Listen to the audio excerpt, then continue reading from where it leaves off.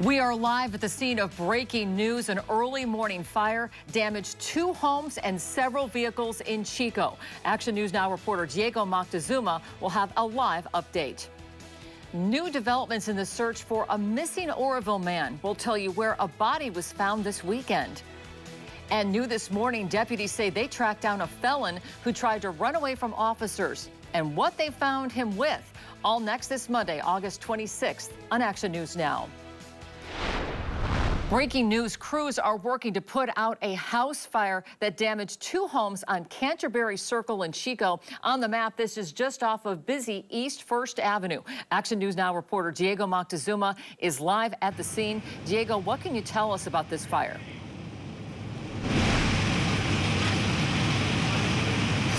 Oh, Kelly, this fire started around 4:57 a.m. and it started right here, right at this garage port in between these 2 homes. Now, Chico Fire did get this fire knocked down, but you can see it's a very active scene as crews are still here kind of doing the overhaul, making sure that it's all knocked down and getting this taken care of. Now, this is where it started. I'm going to zoom in here.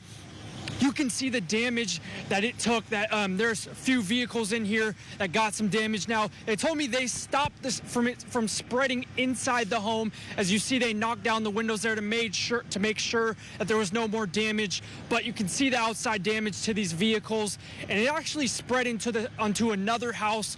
It got on to the attic on the outside. But again, there's not much more interior damage, so it kind of stayed to the outside here, which is the good thing. Now, I was also told that everybody who was inside, they did get everybody out, including their pets, and everybody got out safe, so that's the good thing. Again, you can see the damage that it took, that this fire made, and crews are still actively here working right now to make sure that the fire is pretty much completely knocked down. And yeah, you can see it's very active. They're still working here. So the good thing is nobody is hurt, but there is some damage from the vehicles into the outside of these homes. Live in Chico, I'm Diego Moctezuma with Action News Now. Diego, quick question, because we see several vehicles there. It looks like a camper and maybe a pickup. Do you have any idea of how many vehicles were damaged? Yeah, from what I'm seeing, it was 1 trailer, and then I see a vehicle right here, and then another car from the second home got some damage to the front end of the car. So I think 3 or 4 total vehicles here. Boy, they're lucky that it didn't get inside those homes. Thanks, Diego, for the update. And we're going to continue to monitor that situation and keep you updated here on the air and online. Here's our first live look outside this hour, and this is Main Street in downtown Chico, and the good news, traffic moving smoothly on this Monday. And welcome in, and things are going to be heating up in just a matter of hours. And Court, anywhere near the triple digits again this week? Yeah, this week we're going to be hitting the century mark and surpassing it, it looks like, especially mid to late in the week. Today, temperatures on the rise, and all week long, it's feeling a lot more like summer than that little break we had feeling like fall late last week into early this last weekend. So be prepared. A live look outside this morning. This is from the Artois camera. It's located along I-5 between Willows and Orland in Glenn County, looking to the east, and you can see clear conditions overhead, and it's getting a little brighter over the Sierra Crest, although the sun not up just yet, but it's going to be a bright one out there today. Satellite and radar showing clear skies overnight into this morning, so nothing to speak of as far as cloud cover is concerned right now. 63 degrees for Chico, clear skies, calm winds. Redding right now 61 degrees with clear skies and calm winds as well. 59 degrees now for Red Bluff, dipping into those upper 50s. 61 degrees now for Orville. So not a lot of variety out there. We're in those 50s to lower 60s in the valley to start the day. Nice and brisk morning. May want to throw the light extra layer on those kiddos on the way out the door. Your bus stop forecast showing mid to upper 60s by drop-off time in the valley. So a little brisk out there with sunshine. Temperatures in the upper 80s to lower 90s by pickup time with mostly sunny skies later today. Higher elevations sunny and cool for the start of the morning. Low to mid 50s. Pickup time upper 70s to lower 80s with mostly sunny skies. Coming up in a few minutes, I'll be breaking down just how toasty it's projected to end up this afternoon. All of your midday lunch forecasts as well if you're hoping to get in a little patio dining today. And I'm tracking when the triple-digit heat is returning to your forecast. That's coming up in less than 10 minutes. See you then. Thanks, Court. In Butte County, officials are working to confirm if a body found in the Feather River is that of a man who went missing in the water a week ago. The body was found over the weekend. Julio Gutierrez went missing back on August 18th when his vehicle was found in the Thermalito Afterbay. The Butte County Sheriff's Office told Action News Now they are working with the family, trying to match DNA to confirm whether it's him. We'll keep you up to date here on the air and online as we learn more. New this morning, deputies in Tehama County arrested a felon who they say tried to run from officers. Christopher Hensley was arrested Saturday after a pursuit involving the Tehama County Sheriff's Office and the CHP. They said they had warrants for his arrest. They say Ashley Purcell had tried to hide him, and she was also sent to jail. Hensley faces a series of charges, including being a felon with a gun and having stolen weapons. Chico State University begins the fall semester classes today. Low enrollment has been a problem in recent years, but a Chico State rep said over the last 2 years, more students are coming. Back in 2022, the university saw record low enrollment, but 2023 was better when there were 14,000 students on campus last fall. Public Relations Manager Andrew Staples said they expect to have even higher numbers this fall. We've done a lot of work, some advertising outside of our region, enhancing the Chico State brand. We have a beautiful campus. We've done a lot of work to get people here. We know once students from out of the area come to Chico State and take a tour, they fall in love with this place. When you see summer tours, when you see the orientations that we did, which was record-breaking numbers over the summer, once we get students here, there's a good chance they're going to want to stay here and for the next 4 years. So we're really excited about the direction we're going.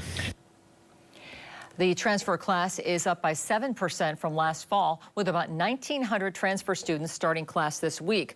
But they won't know exactly how many total students enrolled until the end of September. Today, Butte College is also starting its fall semester classes. This year, the school reported an increase of enrollment by 12%. There will be a kickoff event on the campus center lawn where students can learn about campus resources and get some food. There will be informational booths around campus. New this morning, a man who led police on a high-speed chase and crashed into a police car was sentenced to more than 6.5 years in prison. In August of last year, Thomas Henderson sped away from police on Keswick Dam Road in Shasta County as they tried to pull him over. He crashed into a power pole guideline and then drove down a dirt road, hitting a tree, putting the truck into reverse and ramming into a police car. After that, he sped away and hit another tree. He and his passenger ran from the truck. Police say he also led police on another high-speed chase in 2022. We continue with our fire watch coverage. The Park Fire has burned 429,000 acres, and they're making great progress. It's now 79% contained. Crews have finished the damage inspection. A total of 709 structures have been destroyed. Here on Action News Now, you are never more than 10 minutes away from a local weather update. And as we start the new work week, be warned, things are heating up again. Cora Klopping has a look for the National Dog Day forecast, something we've all been talking behind the scenes. Love to see your dog photos, folks. Yeah, and we've had some great submissions out there. We're going to get to those in just a few minutes. Kelly, what we're dealing with to start off the morning today?